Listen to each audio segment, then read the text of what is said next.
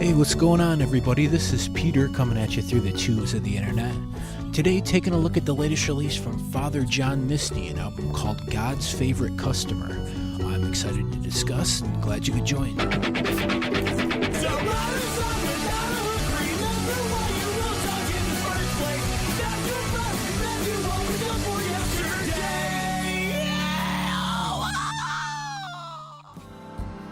Don't you remember me?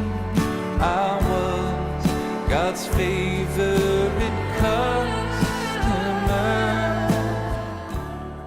Fast Facts. God's Favorite Customer, released June 1st, 2018 via Sub Pop Records, is the fourth studio LP from Los Angeles, California-based indie folk artist Father John Misty. Father John Misty is a stage name of singer-songwriter Josh Tillman, who's credited with guitar, drum, piano, and several other instrumental performances on this release.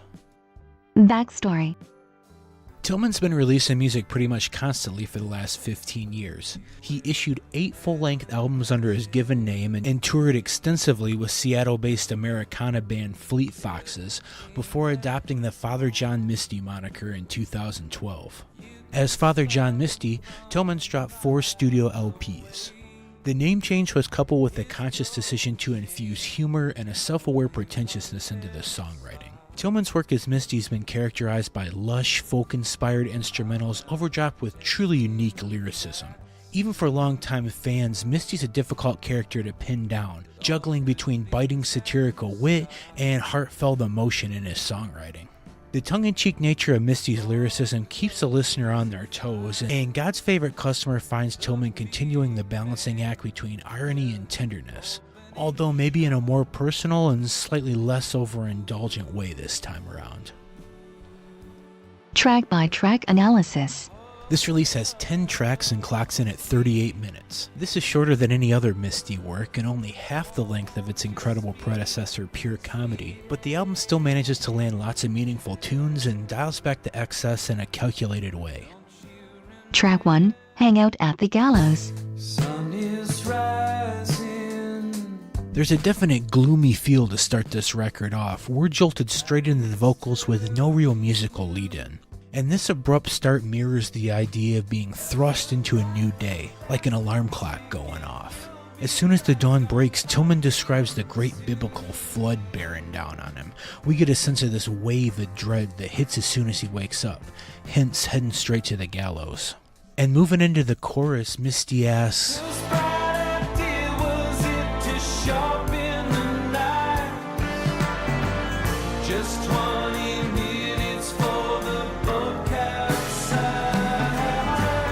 This sounds like it could be a self-reflection on Tillman's need to cynically critique the world around him. If it's really as bad as described, his takes are just kind of adding insult to injury. Wading into deep topics like politics, religion, the overall meaning of life, they're go-tos for Misty, but maybe it's pointless if he isn't getting answers to these big questions. So he's not only drowning, he's bleeding out in the process by putting himself through this trauma. It's a really bleak song that seems to be a reflection on making really bleak songs. Dark, but a great track to set a somber tone for this release and an awesome opener.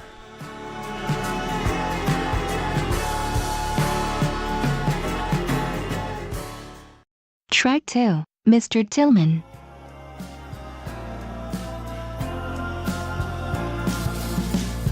Mr. Tillman, good to see you again. This track's presented as a conversation between Misty and a hotel receptionist, and he just nails the tone of this interaction. The hotel staff's taking passive-aggressive little digs at how Tillman's life's in shambles throughout the tune, and Misty just has this don't kill my buzz attitude. The roles play off each other perfectly. Strangers and friends are all expressing concern about Misty's mental state, but he insists he's just on his own wave. He's also convinced all the ambient people around him are actors in a play, although the hotel staff won't admit to it. It's just a trippy, kind of detached feel. Something's off throughout this tune, and it matches the dreamy instrumentation 1-to-1. This is an excellent cut that showcases Misty's humor, but also has an underlying sense of dread that keeps it thematically tied to the ideas on the rest of the album. I'm feeling so fine, I'm living on a cloud. Track 3, Just Dumb Enough to Try. I know a few 10-cent words. This song sets up a great dichotomy where Misty's Mr. Smooth in so many aspects of his life. He can bring people to tears with his beautiful music, and he has the ladies swooning for him, but he's met his match with the woman he's singing about in this particular track. Misty has so many grandiose aspects of his character, but his knowledge of love can be... He's crazy enough to keep pursuing this woman, even though he knows it's likely futile. Kind of shows the insanity that he's slipping into has one silver lining. It's a sad theme used throughout the album, but here maybe there's a glimmer of hope to it. It's a pretty tune and a unique take on a love song. Very cool track. But I'm just dumb enough to try. Track 4, Date Night. This tune incorporates some psychedelic elements with Dylan-esque vocal inflections, and it gives it an earwormy quality. Overall I like it, but I think it's a little too cool for its own good, probably by design. It's maybe a commentary on sleazy, schmoozing character types, how Tillman sees phonies around him or possibly even himself. I like the little production quirk to this tune, the metallic-y, grating synth, the voice box changer thing it uses. The song doesn't take itself too seriously and I see what it's going for, but I also don't think it's that enjoyable to listen to. One of my least favorites on the release.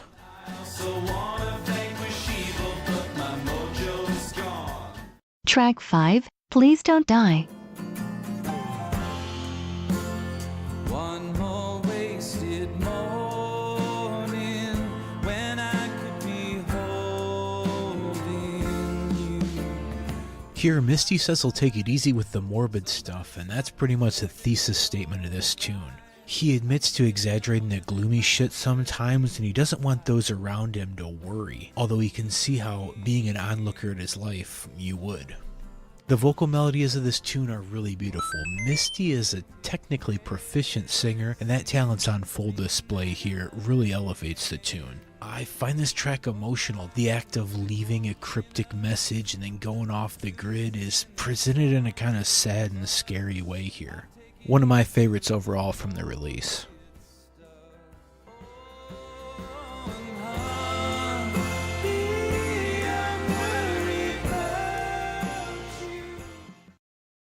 Track 6, The Palace. It's only been 3 weeks. And a bag of speed. This track's tone and instrumentals dial the melancholy all the way up. Here, Misty's holed up in a hotel room and we can feel his isolation. He's very clearly on hard drugs and the disconnect is palpable. I like when halfway through the track he considers bringing Jeff the pet into the fold, but then realizes he's being waited on hand and foot, and that's just another responsibility he'd end up passing off. The song just radiates a forlorn quality. It's a great portrait of being at wit's end, for better or for worse. I like it. 'Cause I don't wanna leave the palace. Track 7, Disappointing Diamonds Are the Rarest of Them All. Like a desert on a crowded bus, the glare of love bears down on us. A great tune that's over in a flash, just 2 minutes and change. There's only 4 verse lines here, but they're all shocking and effective.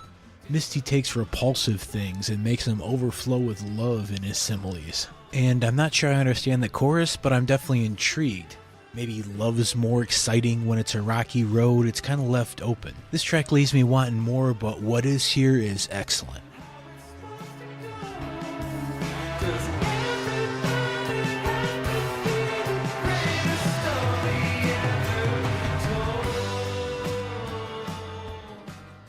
Track 8, God's Favorite Customer.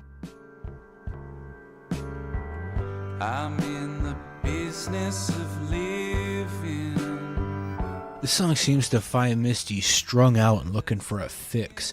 It parallels the fleeting comforts of sex, drugs, and religion, kind of conflating them all together.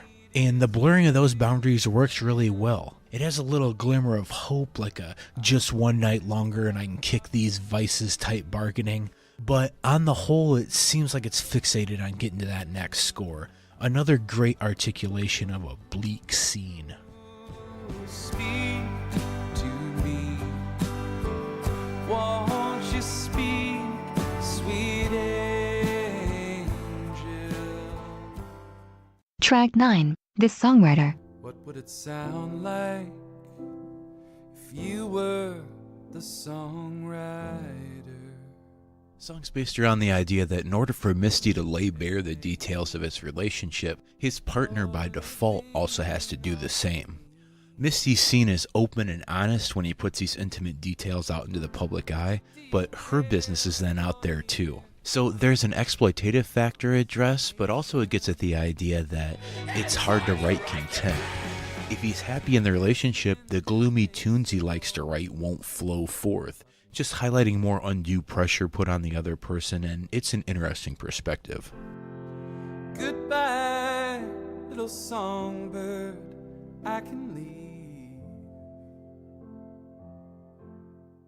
Track 10, We're Only People, and there's not much anyone can do about that. Friends, all my friends, oh, I hope you're somewhere smiling.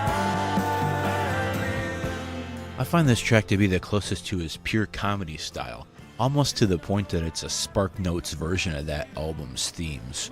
For that reason, it seems a little watered down. There really aren't any lines that grab me in the first half, but it's redeemed by the last minute. The part about being passed hand to hand is really impactful. I'd say don't give up on this one too soon. Misty's kind of holding out, and there's a lot of instrumental impact towards the end too. Maybe he's signaling that he's going back in that direction on his next release. I probably would have thumbs down this tune if not for that last piece, but all's well that ends well, I guess. Pretty good song. I think the end of it all may look a lot like the beginning. Verdict. Overall, I was really impressed with this album. It took a sharp turn away from its predecessor, but managed to remain compelling both musically and lyrically. The richness of the tracks still shined through. Less lyrically overstuffed, but with consistently high-quality lines. The songs never really felt thin, even though the excess was dialed back across the board. I wasn't instantly blown away by much on this release, but almost every song was a grower in some way. I think Misty's a one-of-a-kind voice, and this is another hit. For that reason, I'm going to give this release an 8 out of 10, and I'm really excited to hear more from this artist, especially after he showcased this versatility here.